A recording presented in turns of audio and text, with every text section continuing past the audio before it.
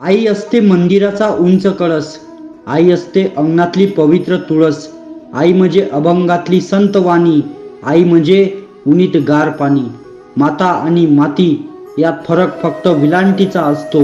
माता आपल्याला जन्म देते आणि मृत्यूनंतर माती म्हणजेच आई आपल्याला कुशीत घेते. आरंभही तिच्याचपासून आणि अंतही तिच्यात असते. अशा ह्या परमेश्वराच्या साकार रूप असलेल्या मातेला माझे कोटी कोटी प्रणाम करतो आणि माझ्या भाषणाला सुरुवात करतो. मित्रहो, 8 मे हा जागतिक मातृदिवस म्हणून आपण साजरा करतो. आपल्या आईप्रती आपली कृतज्ञता व्यक्त करण्याचा हा दिवस असतो. आई या शब्दात संपूर्ण विश्व समावलेलं असतं. कोणी तिला आई, कोणी मा, कोणी मम्मी तर कोणी माय म्हणतो. पण या सर्व शब्दांचा अर्थ मात्र एकच, निस्वार्थ प्रेमाचा झरा. मित्रांनो, श्रेष्ठ भारतीय संस्कृतीत आपल्या जन्मभूमीला, भाषेला, वसुंधरेला सुद्धा मातेचा दर्जा दिला गेला आहे. या आपल्याला जगवणाऱ्या सर्वच मातांना नमन करण्याचा आजचा दिवस असतो.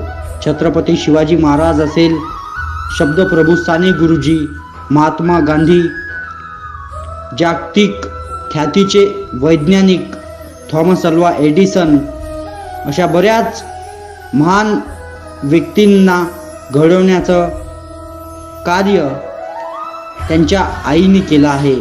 त्यांच्या जीवनात त्यांना घडवण्यासाठी महत्त्वाचा वाटा त्यांच्या आईचा राहिला आहे.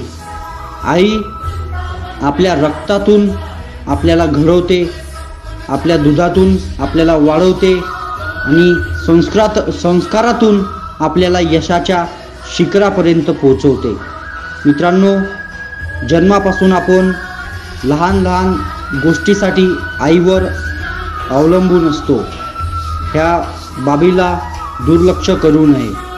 मित्रांनो, जीवनात आपण बरेच नाते पाळत असतो. काही थोड्या काळासाठी असते, काही नाइलाजाचे असते, काही गरजाचे असते, तर काही आपल्या गुणांमुळे असते. पण या सर्व नात्याच्या पलीकडचं नातं म्हणजे आईचं नातं. मित्रांनो, सर्वांनी आपल्या आईचा मान सन्मान केला पाहिजे आणि तिच्या कार्याची प्रशंसा केली पाहिजे. मित्रांनो, आपण इतकं सगळं करू तेव्हाच तिच्या अनंत उपकारांपैकी किंचित पांग आपण फेडू शकू. शेवटी मला म्हणावंसे वाटते की ती असल्यावर तिचे अस्तित्व जाणवत नाही. ती असल्यास सर्व आहे, ती नसल्यास काहीच नाही.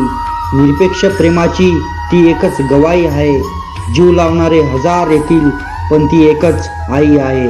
जीव लावणारे 1000 येतील पण ते एकच आई आहे. Happy mother's day.